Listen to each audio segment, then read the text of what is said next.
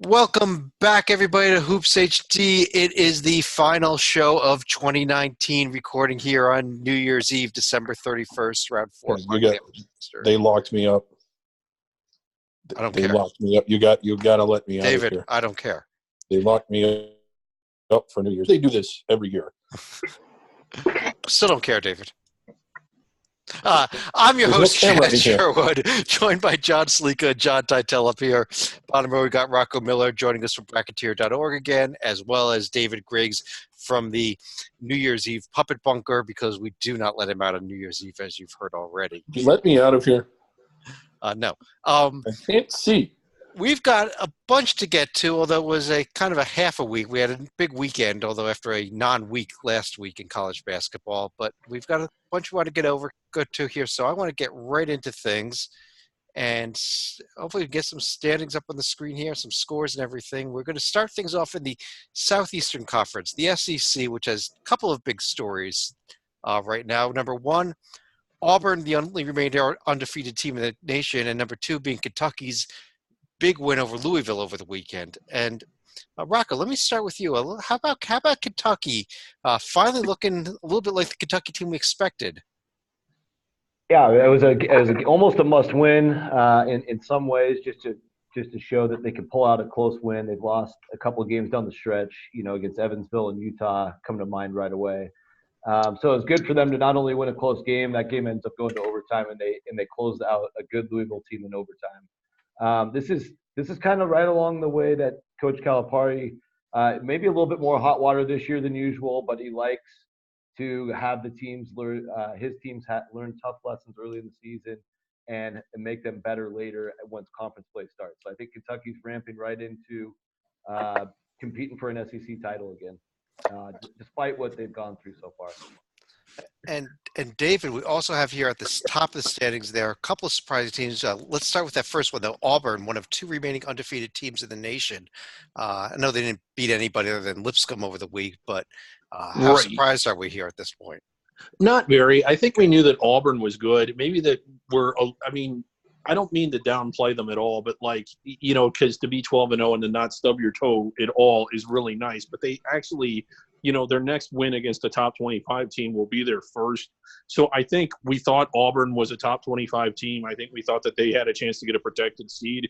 We thought that they could beat everybody on their schedule, and they have. So they're about where we thought they would be. To kind of build on what Rocco just said, Kentucky, while they did lose to Ohio State, they really played well the last two games, even though one of them was a loss. But I just kind of wanted to throw that in there too, because they're on their regular, once classes end and Christmas break starts, they really start to play at a higher level pace that we've seen them on for the last 10 years or so. So anyway. Yeah, there's a few other teams I want to discuss in this conference. Titel, let me start with you over here, though. How about somebody that we really haven't discussed much this season? Number three, according to that chart, at least. How about Georgia? Yeah, the Bulldogs 9-3, and as you can tell, the strength of schedule 88. This is not just Cupcake City for Coach Crean. He only won 11 games last year in his debut, off to an amazing start. He's already 9-11 to the way there this year, and three quality losses: Dayton and Michigan in Maui and at ASU. A brutal three-game stretch ahead, though. At Memphis, host Kentucky, at Auburn. So I fear they're going to go 0-3 in those three, but if they win even one of them, you might make a believer out of me. Amazing interior shooting, 58% from two-point range, top 5 in the country, and Anthony Edwards is playing like a possible number 1 overall pick. He really needs some work on his three-point shot, only 4 of 24 the past 4 games. Everything else about him I love. Salika, I got to throw this out here. Besides Kentucky's win over Louisville, I mean, arguably LSU beat an undefeated Liberty team and crushed them. But how about Arkansas's nice road win in Indiana to bring them to 11-1 now? Honestly, I would probably say this would have been the biggest week of the SEC because up until this point, Arkansas had just been a home court hero, and they were able to pull something off that even Florida State was not able to do, and that's go into Bloomington and give the Hoosiers their first loss at home this year. So Arkansas now looking like they're going to be a serious contender in the SEC under Musselman's first year, and obviously gives them a big chip in the bank where we start to think not only should they be in the field, but they would be, I would say at the very least, a first ballot quality team at this point. Yeah, if you look at the metrics, they're all there also. Yeah. Really, David. Yeah, and they have improved a lot. And they didn't just beat Indiana. This is an Indiana team that's a home court hero, but they were a home court hero playing at home, and they were down late in that game with no momentum. They closed out in Bloomington. I want to say it was on a 19-3 run. So, a lot of guts from an Arkansas team that if you looked at them at the beginning of the season in November and you looked at them in that game, they've improved a lot. So another phenomenal coaching job there by Musselman. Rocco, let me ask you about the two teams that did lose this week, kind of both of them here. Tennessee, I know they're suffering from injuries, but they got crushed at home by Wisconsin. And South Carolina also coming off of the win at Virginia. You lose at home to Stetson. That's a big head scratcher. I'll focus on Tennessee. Turner's out for the season, so they're not getting him back at all. And I thought coming into the year, Tennessee was already pretty thin in terms of depth. And it showed. I'm trying to remember who they played before Wisconsin. They barely beat a team that was a low major team, and so they have not looked right since he's been out. They don't have really much depth now either. I think they're in a lot of trouble. They certainly don't appear to be a tournament team at this point. We've seen some teams like Georgetown is a good example lose players, and it's been more addition by subtraction. I don't think that's the case for Tennessee. I think they're going to start trending towards the bottom of the league, unfortunately. Yeah. Titel, do you have any thoughts on that South Carolina loss here, or is this just, or was the Virginia the win the fluke? I don't know if it's like they focused all their energy on beating Virginia, and then they had the moment, or they had no momentum because they were celebrating the win too much. Very hard to explain, though. Right. Upcoming schedule here in the SEC, there is 4 non-conference games in here with Georgia at Memphis, probably being the headliner of the group. Maybe Ole Miss at Wichita State. 4 games against the American, or I think it's only 3 games here against the American. I guess I can't do any math. SMU Vanderbilt being the third one. Otherwise, we've got conference play beginning this week among the SEC teams, including a very interesting game Saturday. Auburn's at Mississippi State. That might be a first real test maybe for Auburn all season, honestly. Yeah. One more team, Chad. They're a little bit under the radar, at least by SEC standards. But Alabama going 5-1 of their last 6. The only loss in that stretch by 2 at Penn State, who's in the rankings. We'll talk about them here in a little bit. And 2 really nice wins in that stretch. So the Tide, while they got off to a horrendously bad start that kind of made you want to dig your eyeballs out, playing really well lately. And if they go to Florida to win, I would say that if they beat Florida in Florida, which if you've watched Florida is plausible, I'd say they're better than Florida right now. I would give you that too. If you look at Alabama's metrics, they're still definitely right there in striking distance, unlike a team like A&M, who's just out. But you mentioned Penn State. That's a good segue right over to the Big Ten. And we mentioned Arkansas's win in Arkansas Indiana game from the Arkansas side. Titel, how about from the Indiana side here with that game? Yeah, John is right in that it was a huge win for the Razorbacks. But in terms of the Hoosiers, they did start 8-0. They lost at Wisconsin and then at home to Arkansas, so they're fall to 11-2. Their real test starts in a few weeks, January 23rd. 6 straight games against top 25 KenPom teams. Michigan State and Maryland at home, at Penn State, at the Buckeyes, and Purdue and Iowa at home. There's no way they're getting through that with 5 or 6 wins. Hopefully they can get 3 out of them. And McDonald's All-American Trayce Jackson-Davis playing like a McDonald's All-American. Past 3 games, unstoppable. 20 points, 9 rebounds, 24 of 32 from the field, and 2 blocks a game. Keep feeding the big man. Yeah. David, I want to ask you about this. Over the weekend, West Virginia knocking off Ohio State. I know Buckeye fans were crushed this weekend by this loss. Well, you talk to any Ohio State fan on Saturday, I think it was, and just the feeling of disappointment. It was radiating, and they're taking this loss kind of hard, actually. I mean, it's a game they should have won, but West Virginia in the rank. I mean, it's like you'd have thought they'd lost in the Final Four or something. They didn't. They got a long way to go. How about from a more serious side here?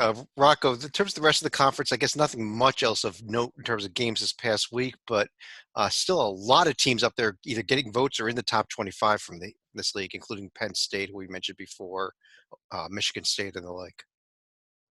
Yeah, I think it's shaping up to be interesting. Michigan State now almost resurfacing as the favorite after Ohio State got a lot of love until their recent play. So I think Ohio State will have some staying power. I think they got some adjustments they need to make themselves. They have a really amazing coach in Coach Holtman. I think they will do that. Maryland going through an interesting situation with their two twin centers transferring out and causing some internal turmoil from their parents. I'm sure you guys have been reading about that. So who knows where we're going with the Maryland season, but they certainly still have a ton of talent. And Michigan, a little bit of a mystery, played an unbelievable in the Bahamas. They've been a little bit Dr. Jekyll, Mr. Hyde since then. I'm really high on what Iowa's doing, and I think Minnesota's improving a lot as well. So those are two teams I'm looking at closer. Yeah, and Stolicko, you see here we are, other than actually this evening here on New Year's Eve, Ryder at Wisconsin. Other than that, we're getting right into the heart of conference play now in the Big Ten, with a few pretty big games to go here to start things off, including I guess we got Indiana at Maryland. We've got the Iowa Penn State game at the Palestra. We've got Michigan State on Sunday. What are you looking forward to?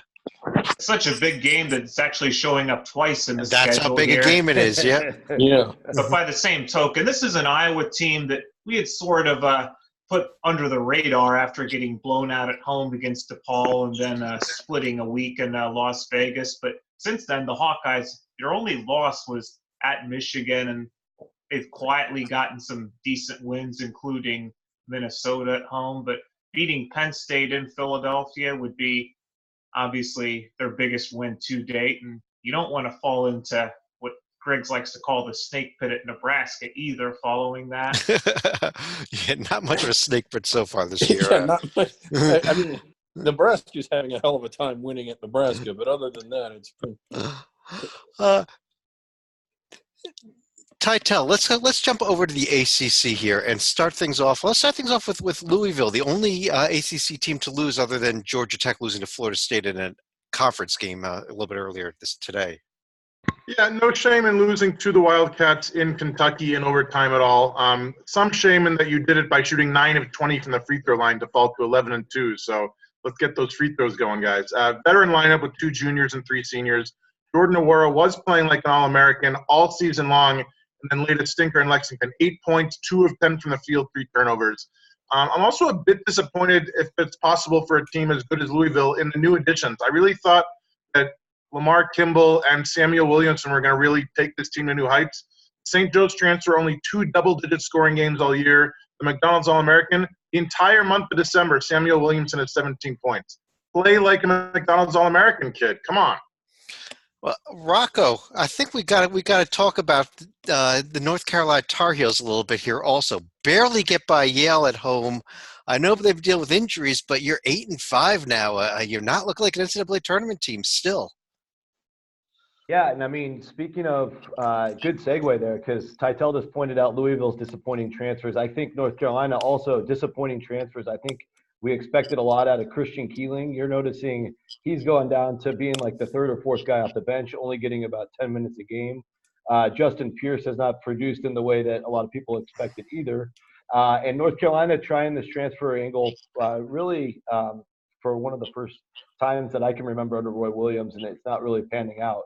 And they need the depth right now, and they're really depending more on the younger talents like Jeremiah Francis, Leaky Black, those types of guys.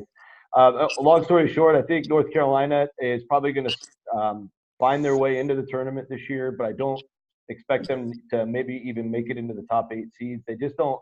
And when they're winning games, they're not winning with dominance. They're basically a middle of the pack ACC team at this point.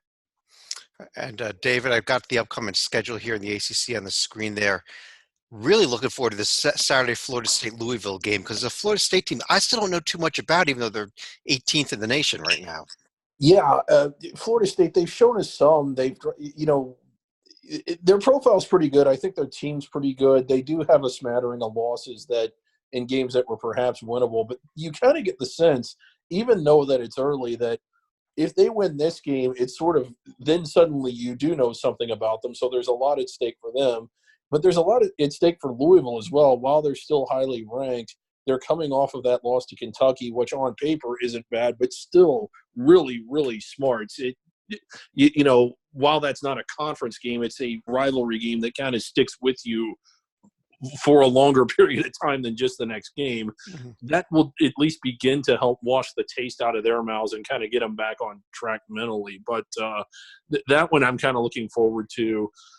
How about this one for you, Chad? And I know that it's this Miami team, we haven't talked much about them. They're kind of hovering below the radar, but if you look at their metrics and you look at their record and you look at them on the court, you get the sense that they're one big win away from really kind of landing into the consensus top 40 and into the tournament discussion. Do they have a chance at home against Duke, a team that's played a lot better lately? Well, they actually this evening they're going to Clemson today, assuming they can get that win. That's a great question, though. Salika, how about that? How about Miami? They got Duke, and then next Tuesday they're at Louisville, so a huge week for the Hurricanes. Well, we've already seen a team like Virginia Tech actually get a win at Clemson, so the Tigers aren't going to have too many strikes themselves. By the same token, Miami's best win so far this year at Illinois, which is decent, at least at NIT-ish level, but that's a winnable game this Tuesday, but next Tuesday is going to be a much bigger chore at Louisville, not to mention the home game against Duke. Yeah. So if they can get a split even in those two games, though, I'll be paying attention, David. I will. Let's jump over to the Big 12 now. And Titel, how about the team that's in first place there according to the standings now at 11-1 with a huge win over Ohio State? West Virginia Mountain Mama, take me home. They're getting it done. Great performance by the Mountaineers. 11-1, 2 points away from being undefeated. They lost at St. John's earlier. I mentioned how Louisville how Indiana had a tough schedule ahead. West Virginia might have the toughest week of anyone all year. They beat Ohio State and Cleveland last Sunday by 8, and the reward is that they get to travel to Kansas on Saturday. Good luck with that. They're amazing at defending the arc. Top 5 in the nation, about 25% allowed from behind the arc. Great size, 4 starters, 6'7" and 6'10". And Coach Huggins, you can't say enough about him. He still hasn't won the whole enchilada, but 869 career wins. He's literally a couple months away from passing Adolph Rupp and Dean Smith, trying to put him in the discussion about best coaches ever. If he wins one. I think you got to win a championship. I agree with that. And Rocco, something else about this West Virginia team, you all that have been following us all year long know that Chad does not like them. He's not on board with them. I'm becoming a convert. I got to admit, I'm becoming a convert. I'm kind of there at Kansas. If you want, you can go back and listen to the preseason podcast. There you go. Find out. Rocco, anyhow.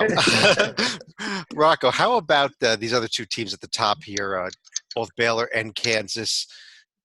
Kansas had the nice win out at Stanford, really just kind of thumped them out there too. They did, yeah. That was a little disappointing from a Pac-12 perspective, but really impressive performance by the Jayhawks. That game was over before it really started. I think Kansas jumped out to a 15-2 lead, and it was cruise control from there. They've got a really nice balanced roster. I know that Bill Self's been playing with that 2 bigs at the same time versus 1 big at the same time. I noticed recently he's got just sticking with the 1 big. It seems to make their offense flow a lot more cohesively. They're also cutting down on turnovers, which was a huge issue early in the season, although they still committed 21 at Stanford. So the Kansas is an elite team, a clear national championship contender, and I think the strongest team in the Big 12. As for Baylor, another very strong team. I got to see them in person out in Houston. Unfortunately, they played a pretty bad Tennessee Martin team, so I didn't learn a lot about them in person. But very physical, very balanced team, deep team, poised to make a big run. I think they're worthy of the top 10 accolades that they're getting. Yeah, and they at Sleeka, this Baylor team has a tough start here. They're hosting Texas, and then they're at Texas Tech. So, but that's kind of will be every day in the Big 12 this year, though, don't you think? I don't think you're ever going to use the word trap game whenever you're describing Texas to Baylor fans, but you got to wonder, is that potentially what they're going to be facing with that Texas at home and then their first major road test of conference play being at Texas Tech the following Tuesday? Yeah, and David, when you look at this conference, I think we're almost starting to get a little bit down on it a couple of weeks ago. It's starting to look a lot stronger now. I mean, you're really looking at everybody other than Kansas State being top 80, top 82 in the net ratings already. So we're looking at a conference that could be putting 7 teams in if things fall the right way. Yeah, absolutely. K-State, the worst team probably so far, which is a little surprising, at least to me. I know no one else was big on them, but I thought with what they had coming back, they'd be better than what they are. But yeah, a really strong top-to-bottom league, probably, if not the best, the second best in the nation. We might be getting into the league that is the best here in a second. If you're talking about the Big East, then that's exactly where we're going to go. If you're talking about the MEAC, then you have to come back a couple nights from now when we do Under the Radar. But let's talk a little bit about Big East, which has just barely started off and got into conference play here. Titel Butler finished off their non-conference season with a very casual 67-36 win over Monroe. But how about the Bulldogs? I like a good casual win. Butler's looking great. They're much like West Virginia's 2 points away from being undefeated. Butler even better. 1 point loss at Baylor 3 weeks ago. They'd fallen behind 16 points in the first 13 minutes, battled all the way back, almost undefeated. If you want a National Coach of the Year candidate, I'll give you Laval Jordan. He went 16-17 last year. Now he's 1 point away from being undefeated. Unbelievable rebuild. The defense has been amazing. They have not allowed a single team to score more than 67 against them. Very veteran team with only one senior in their 9-man rotation. I still can't figure out their point guard situation, though. Kamar Baldwin, 21 of 22 from the free throw line, near automatic. He's not attempted a single free throw in the past 4 games. The good news is he has been focusing on his rebounding and assists, but I wish he would get to the line because he helps his team by making them when he gets to the line. And the reward for going 12-1, they have 18 straight conference games against teams in the top 85. The Big East is a big deal this year. Yeah, Rocco, when you look at this right now, every single team other than Providence is getting votes in at least one of the 2 polls. It's, that's how amazingly deep this league is, even if you only have 2 teams that are actually in the top 25. Yeah, it's crazy. I mean, if we could shut down the season right now, we might have 9 Big East teams in the tournament. So that's obviously not going to probably play out unless every team goes 10-8 and a couple go 8-10.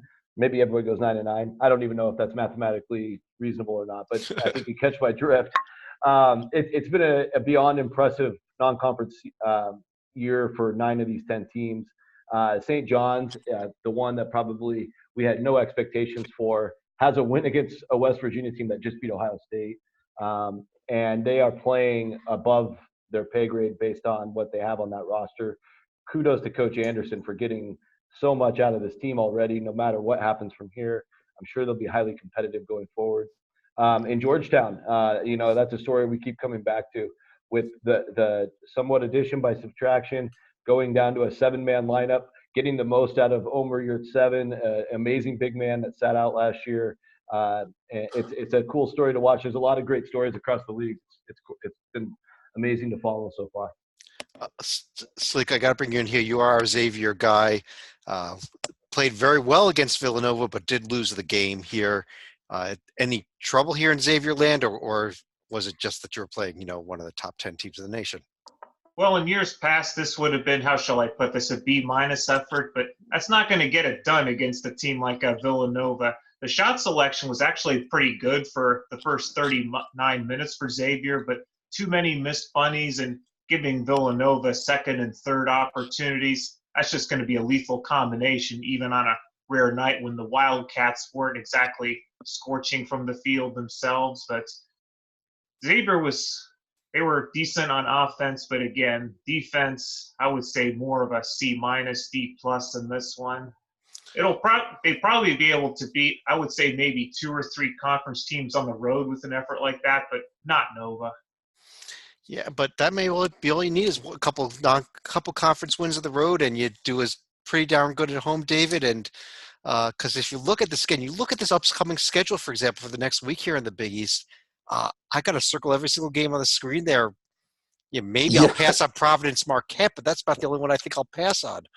Right, and even those 2 teams will have opportunities. But, yeah, it's one of those that the way it feels now, we're just getting into it. We had 2 really good games yesterday. Xavier, despite the loss, I thought they looked better in that one than they have all year long, even though they lost. But you get the feeling it's like, well, that game's going to impact the bracket. That game's going to impact the bracket. It seems like every game's going to involve a tournament team the rest of the way. Right. The other game yesterday, Seton Hall winning at DePaul. I don't know. That was a great game. Yeah. Great game. Is DePaul going to hit the wall here, or are they for real? That's another question I think we're going to have answered over the next few weeks, although their next game is a home game against Providence, so, they got a shot from there. Are you polling us? If you're polling Sure. us, Go ahead, David. What do you guys think? I don't think they're going to hit the wall. I think they played really well yesterday. They played well enough to win. They just didn't win. They could have played better. I still believe in DePaul. Let's jump over to the Pac-12, and Rocco, let me start with you here. And, we see, unfortunately, a lot of red there, including, I know we got to talk about your Washington team and what happened out in the finals against Houston out in Maui in the Diamond Head. Not in Maui, in Honolulu in the Diamond Head. Yeah. Houston's the second best rebounding team in the country, and they just out-physicaled the Huskies down low. They got every loose ball. They limited the Huskies to one shot. The Huskies had a big lead in the first half, shot the lights out. I think it got up to like 50 points by halftime, or close to 50 points, if I remember right. And then went cold in the second half, and Houston put the clamps on. And I think Houston's going to be one of those teams you got to keep your eye on throughout the year, because if and when they get into the NCAA tournament, that could be a big problem for certain types of teams. And then they were able to shoot over the zone pretty well as well. I was impressed by their guts in that game, because they could have gave up when they were down by about 15 in the first half. So kudos to Coach Sampson. He's doing a tremendous job with that program. And for the Huskies themselves, that they had a pretty good non-conference season just because they got that big Baylor win. That is going to help a lot, but missed out on the chance to beat Gonzaga and win this tournament. And the loss to Tennessee, I don't think is going to look as okay by the end of the year. So still quite a bit of work to do for the Dogs. Right. Titel, how about the Ducks? When we talk about, let's cut to the top of the Pac-12, maybe one of the top teams in the nation at this point. They're up to number 4 in the AP poll.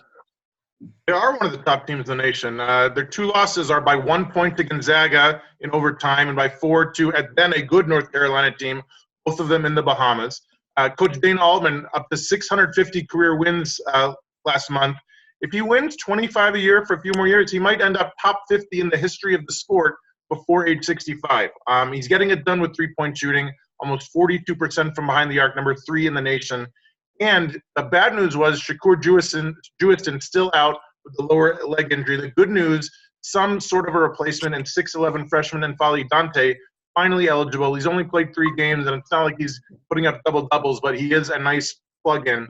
Very tough stretch, 4 games in 10 days at Colorado, at Utah, and hosting the 2 Arizona schools. So I don't think they're going 4-0. If they do, they are one of the best teams in the country. Mm-hmm. I'd agree with that, definitely. Stalika, let me bring you in here. When you're looking at the scores from the past week, despite the fact that the Pac-12 overall records are a lot better than they've been in the past, we see a couple of bad stinkers there with UCLA and Cal both losing at home. Are these just the 2 also-rans in this conference this year, or what? I think there's possibly a third also ran if you're looking at Washington State, who also played with their food against Pine Bluff, but at least they managed to pull out the win. UCLA, on the other hand, what are you doing down 14 points against one of the worst defensive teams in Cal State Fullerton? Granted, they did come back to take a lead late in that one, but still ended up blowing it and gave us some more memorable post-game footage from Mick Cronin. But it's going to be a long season in Westwood for the Bruins, but not unexpected, at least as far as the Golden Bears go in terms of losing to Harvard. Well, David, though, if you look at this conference as we head towards the start of conference play here, though, we do have a lot more solid records and a lot better metrics that we've seen in the last few years here. Yeah, well, it still isn't on par with like the Big 12 or anything. It's a much improved league. I think that their days of not getting past the round of 64 and not getting only one team inside the bubble are kind of behind them. There's probably a couple, well, at least one and maybe even 2 protected seeds out of this. Right, and conference play gets off to a huge start here Thursday night, as we already mentioned, Oregon at Colorado to start the whole show here. Yeah. That's huge. I'm sold on Colorado. Washington's got another bye game, don't they? Oh, wait, UCLA, that's a conference game. Yeah, one more bye game. I was just gonna say I'm sold on Colorado. I was really not sold on them in the preseason, but what they did against Dayton and the way they played, even though they lost to Northern Iowa, this team's got staying power, in my opinion. I think they'll end up wearing white in the tournament. I think they're that good. Right. Let's jump over to the American Conference. There's one score that's not on the screen here yet. Temple did pick up a win just as we were starting the show here. They knocked off Central Florida. But I guess, Tytel, let me start with you. How about Wichita State up there, along with Memphis at the top of the standings in this conference and in the top 25 now? I mean, it might be shocking to some, but the team with the best record in the state of Kansas is not the 10-2 Jayhawks, but rather the 11-1 Shockers. Neutral site loss to West Virginia in Mexico is looking better every single week. Thank you, Mountaineers. Coach Marshall's at the juggle of the lineup. He's only had 2 guys start more than 7 games so far. I don't know how he's doing it. He must have a deep bench and be a great coach. Winning as coach not only in the history of Wichita State, also at Winthrop. Hard to be the best coach in this history of 2 different schools. Bravo, Coach Marshall.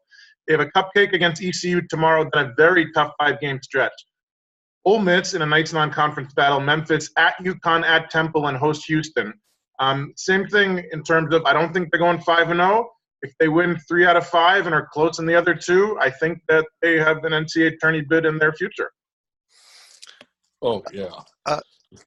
David, I know Rocco told us a little bit about Houston before, but what about this other team here? What about Memphis, who's just, despite the fact that we spoke about last week, Wiseman gone from the team now, not coming back at all, still picking up the wins here, and they are starting off actually, they've got that one non-conference game against Georgia this weekend before they get into conference play.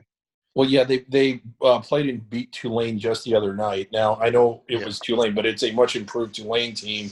I don't think they're quite as good as their ranking, which is, 9th or 11th, depending on the poll. But I do think they're easily still a top 20 caliber team, probably the best team in this conference, although I like Wichita State a lot. Despite them being ranked in the 20s, I don't think they're ranked high enough. This is a team, another stat to add on to everything Tytel just said, this is a team that's 25-5 in their last 30 games. I don't know why they've somehow managed to kind of fall below the sight line like they have, but this is a phenomenally good team. But anyway, getting back to Memphis, I'm a believer in them. I don't think they're Final Four good, but I think they're probably Sweet 16 good. Stalika, let me ask you about one other team here. If you look at the metrics, look at the net rating especially, Temple is number 39, and that was before their win today. Are the Owls still on the board here? Are they still in play for an at-large bid? Oh, they're going to be in a much better situation than, let's say, a team like Cincinnati or UConn that hasn't done quite enough to get towards the NCAA cut line. The Owls would have been in a much better position had they been able to beat Maryland back around Thanksgiving, but they're still going to have one more major opportunity when Villanova comes calling in February, and that's probably a chip they're really going to need to cash in because Memphis and Wichita State, they're going to be their stiffest tests, but don't overlook teams like Houston either. Well, we're almost through all the conferences, just a couple left to go, and we have not yet discussed the number 1 team in the nation. Rocco, how about that number 1 team? How about the Zags? Well, they haven't had much to do since beating North Carolina pretty easily. Right. And I did see your show last week. It was fantastic where you guys brought up the chant about wanting Wofford. I do appreciate that. But yeah, this Gonzaga team, in reflection, they had the head scratcher against Michigan. Obviously, the thing about them is they don't beat themselves. They have 5 solid players on the court at all times. They take care of the basketball. They play smart. They don't take bad shots. They don't waste possessions. That's like the biggest difference when you watch Gonzaga versus most of the rest of the top 10, just from the eye test standpoint. But when you're comparing talent and so forth, I don't think they're the most talented team. So it's going to be really interesting to see because I think Gonzaga, once we get into March and even their games against BYU and St. Mary's, which should be really entertaining, is it going to be a thing where those teams can play well enough and not blow possessions? Because that's the only way you're going to beat Gonzaga. I will mention, I think I mentioned this last week as well. When you look at that Gonzaga loss to Michigan, it was their 3rd game in 3 days, which is something they will not do again this season. They didn't play very well in the game, but you don't have that happen very often. This is a ladder format, so not even in the conference tournament. Not even they should get a bye into the semifinals as is anyhow. So, David, real quick here, St. Mary's, BYU, you're into conference play now, so that's going to be it. You got to pick up your wins against each other and against Gonzaga at this point and make sure you don't stub your toe against anyone else, correct? Yeah, pretty much. San Francisco kind of blew it last night against a decent but not great. Who did they? It was just up on the board. But Harvard? I did want to Harvard. Yeah, Harvard. Yeah. So again, I mean, they would really have to sort of beat it. I mean, they'd have to lift some really heavy weight, but probably not as good as I thought. But let me ask. I know that they've played against the pastry cart, but 11-2 there, Santa Clara. If they win every game, say that they beat St. Mary's once, BYU once, and don't beat Gonzaga, they would have 4 losses going into the 6 losses going into the conference tournament. Is that a team that's inside the bubble? Well, I'll tell you what. I want to throw that question over to Titel because I think he wanted to discuss Santa Clara. I do. While I answer this question, Chad, you can circle that 334 strength of schedule because that will be the overriding factor. They have 3 straight wins against teams outside the top 300. So Cupcake City, they've only played 2 games away from home. They lost both of them by double digits, although they were both against top 100 teams.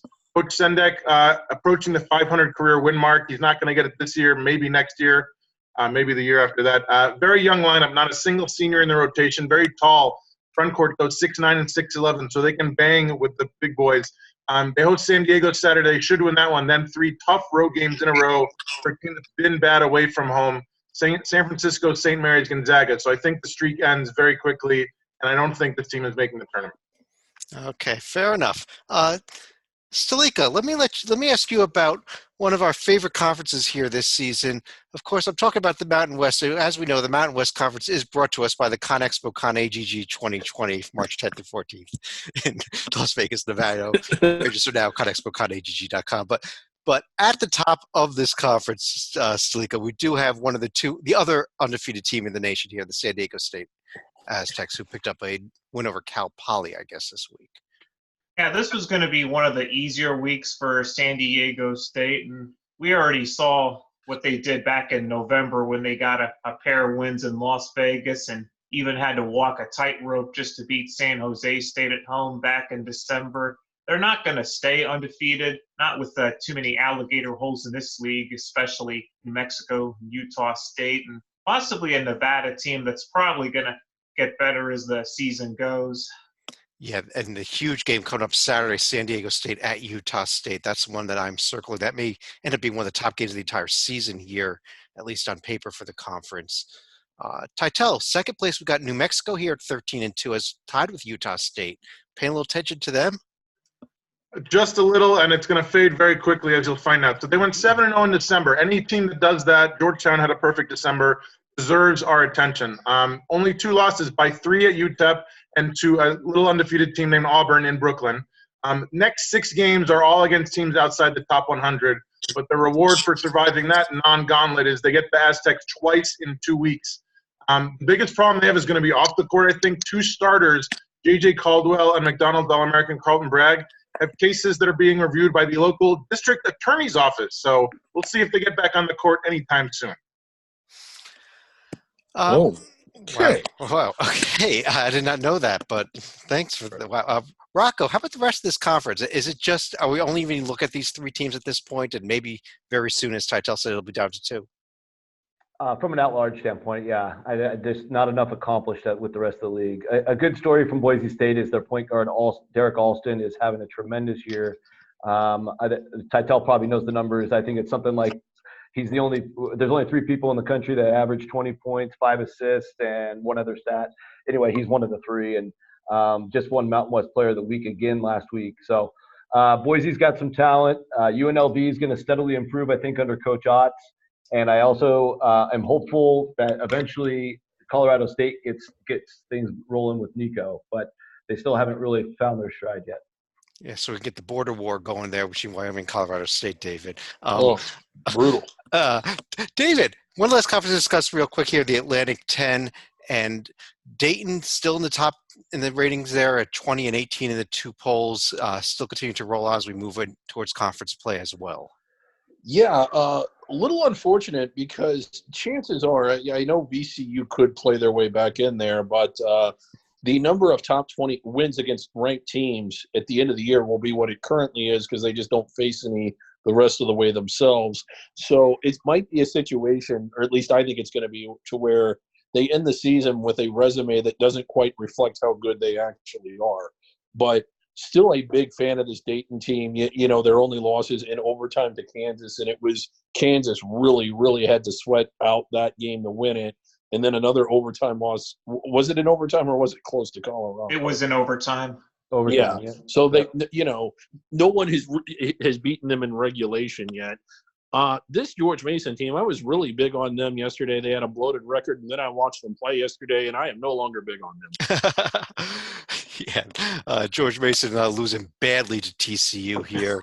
Bad day here actually on Monday with the Bonnies losing, Davidson losing, even Washington got crushed by Vermont. But Titel, Marshall, not a good CUSA team, blew out Duquesne. Sorry, interrupting. Yeah, Titel, we did get a win on Sunday by an A-10 team, an impressive 77-67 win by St. Louis over Bethune-Cookman. No. I don't know if that counts as a casual win, but Billikens will take it. 11-2 with 2 quality losses, 2 Seton Hall and by 6 to Auburn and Birmingham. Very tough January schedule. 3 games against Duquesne, Richmond, Davidson on the road, and then they host Dayton. One of the worst free throw shooting teams in the country, 56%. Gotta hit your free throws, guys. One of the best, luckily, at interior defense. They allow under 40% from two-point land. A very young team, only 1 senior in the rotation. I also want to shout out Jordan Goodwin.